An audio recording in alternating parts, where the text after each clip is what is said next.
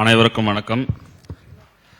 மருத்துவர் சின்னையா அவர்கள் மக்கள் தலைவர், விவசாயிகளின் நண்பர், அனைத்துக்கும் முன்னின்று குரல் கொடுக்கக்கூடிய ஒரு அன்பான தலைவர் அவர்கள் தமிழகத்திலே விவசாயிகளுக்கு எந்த நேரமெல்லாம் பிரச்சனை ஏற்படுகிறதோ அந்நேரத்திலெல்லாம் முதன்மையாக நின்று விவசாயிகளுக்காக குரல் கொடுக்க முன் வந்து நிற்கக்கூடிய அன்பு தலைவர் அவர்களுக்கு எங்கள் அன்பான வணக்கங்கள்.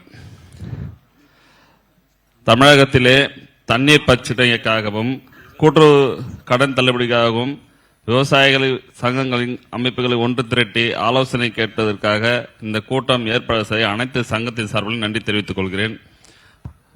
எந்த ஒரு பிரச்சனையாக இருந்தாலும் மருத்துவர் ஐயா முன்னெடுக்கக்கூடிய ஒரு போராட்டங்களுக்கு அனைத்து சங்கங்களும் ஐயா பின்னாடி வருவதற்கு தயாராக இருப்பதற்கு இத்தனை சங்க தலைவர்கள் வந்து அழைப்பு கொடுத்த அத்தனை தலைவர்கள் வந்திருக்கிறது சாட்சியாகும். அனைவரும் நீங்கள் என்ன சொல்கிறீர்களோ அதை செய்ய அனைத்து விவசாய சங்க தலைவர்களும் விவசாயிகளும் உங்களோடு உடன் செல்ல தயாராக இருக்கிறோம். முதன்மையாக மேகதாது அணைக்கட்டு பிரச்சனை, இரண்டாவது கூட்டுறவு கடன் தள்ளுபடி, மூன்றாவதாக நம்ம தமிழகத்திலே விவசாயிகள் பயிர் வைக்கக்கூடிய விளை நிலங்களையும் அனைத்தையும் நாசம் செய்யக்கூடிய காட்டு விலங்குகள் முதல் தரமாக இருப்பது பன்றி. இது அரசாங்கம் இது தனிப்பட்ட நிதி ஒதுக்கீடே தேவையில்லை. அதான் காட்டு விலங்குகள் பொதுவாக சொல்லிட்டேன். இது அடுத்த கட்டமாக விவசாயம் பண்ண முடியாத ஒரு சூழ்நிலை, நாற்றங்கால் முதல் அறுவடை வரை. இதுக்கு ஐயா தனி கவனம் செலுத்தி மத்திய அரசிடமிருந்து இந்த காட்டு பன்றிகளை வன விலங்கு சட்டத்திலிருந்து நீக்கி பன்னிகளை சுட்டு பிடித்து விவசாயிகளை காப்பாற்ற வேண்டும் என்று ஒரு கோரிக்கை. இரண்டாவதாக, பால் உற்பத்தியாளர்களுக்கு பெரும் நஷ்டத்தில் ஏற்பட்டு கொண்டு இருக்கிறது. பால் விலையை உயர்த்தி வழங்கினால் கால்நடை வளர்ப்பு அதிகரிக்கும், மண் பலம் பெறும் வகையில் அதனுடைய சாணத்தை கொட்டி விவசாயிகள் நல்ல அதிக விளைச்சல் தரக்கூடிய வாய்ப்பு கிட்டும். எதிர்காலத்தில் மாடுகளுக்கு தீவன செலவுக்கும் பால் விற்பனை செலவுக்கும் சம்பந்தமில்லாத ஒரு நிலை ஏற்பட்டுள்ளது. எனவே ஐயா அவர்கள் பால் விலையை உயர்த்தி வழங்கி கால்நடைகளையும் விவசாயிகளையும் பாதுகாக்க வேண்டும் என்று ஒரு அன்பான வேண்டுகோள். ஐயா தலைமையிலே காஞ்சிபுரம் பாலாற்றில், நீண்ட பாலாற்றில் தடுப்பணை கட்டவே இல்லை. நம்ம சின்னையா தலைமையில் காஞ்சிபுரத்தில் ஒரு அருமையான ஒரு மாநாடு நடத்தி பாலாட்டை கட்ட வச்சாருங்க. அதுக்கு எப்போ நாங்கள் கடமைப்பட்டவா இருக்கோம்.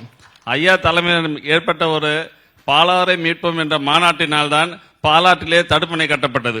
இது யாரும் மறந்துவிட முடியாது.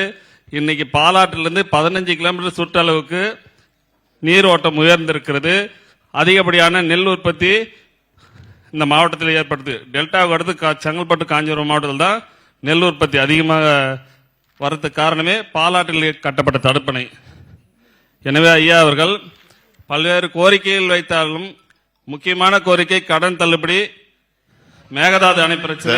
இந்த பாலாற்றுல இந்த வாயிலூரும் வள்ளிபுரம் ரெண்டு தடுப்பணை கட்டி முடிச்சதுக்கு அப்புறம் அங்க இருக்க அவ்வளோ விவசாய மக்களும் அங்க இருக்க ஊர் தலைவர், பஞ்சாயத்து தலைவர் ஒரு முறை என் காலில் விழுந்துட்டாரு.